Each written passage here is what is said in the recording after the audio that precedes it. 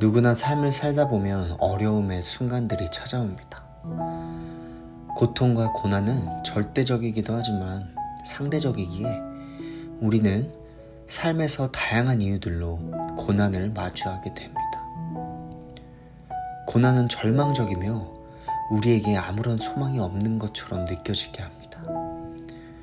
더구나 우리의 힘으로 해결할 수 없을 때, 우리가 어떤 한계에 부딪혀 내가 처한 이 절망적인 상황을 스스로 힘으로 헤쳐나올 수 없을 때 우리는 더 큰 고난, 더 큰 절망 가운데 빠지게 됩니다.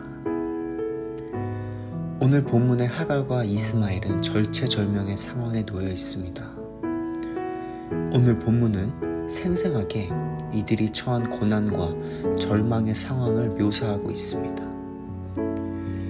내쫓긴 것으로도 모자라 광야에서 방황하는 가운데 물도 식량도 다 떨어지고 갈 곳이 없는 상황 속에서 하갈은 이 깊은 절망과 고난 가운데 차라리 아들이 죽기를 바라고 있었습니다.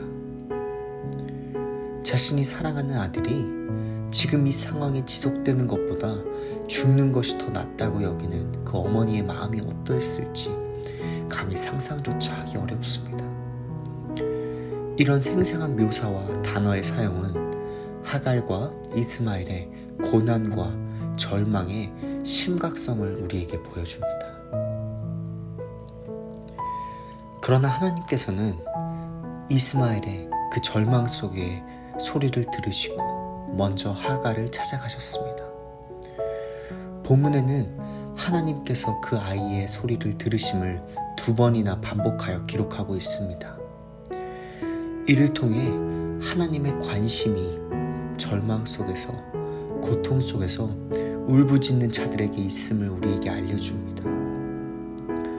하나님께서는 그 절망 속에 있는 이스마엘과 하갈에게 먼저 찾아가셔서 그들을 구원하여 주셨습니다. 비록 이스마엘이 언약의 아들이 아니었음에도, 이삭을 조롱하였음에도, 아브라함의 기업을 얻지 못할 아들이므로 아브라함의 장막에서 쫓겨났음에도 하나님께서는 그 고통 속에 부르짖는 이스마엘의 소리를 들으시고 그를 구원하시고 또 그로 인하여 큰 민족을 이루게 하셨습니다. 그리고 하나님께서 그렇게 하신 이유는 바로 하나님의 은혜 외에는 설명할 수가 없습니다. 우리 삶에도 차고 넘치는 하나님의 은혜가 있습니다. 하나님께서 먼저 우리를 찾아오심으로 우리는 구원을 입었습니다. 우리의 죄악된 모습, 연약함에도 불구하고 하나님께서는 여전히 예수님의 십자가를 보여주시며 죄악된 모습을 버리고 주님께로 나아오라 말씀하십니다.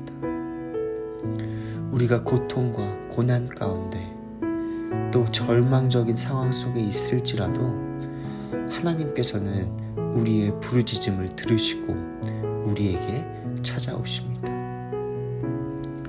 그리고 그 은혜의 절정을 예수 그리스도의 십자가를 통해 나타내셨습니다. 그러므로 우리가 우리의 삶에서 붙잡을 것은 오직 하나님의 은혜뿐입니다. 절체절명의 고난과 절망 속에서도, 삶에서 우리가 마주하는 그 어떤 상황 속에서도 우리가 기억하고 붙잡을 것은 우리의 소리를 듣고 응답하시는 하나님의 은혜입니다. 먼저 우리를 찾아오신 그 하나님의 은혜를 기억하며 살아갑시다. 오늘 말씀을 기억하시면서 함께 기도의 자리로 나아가십니다.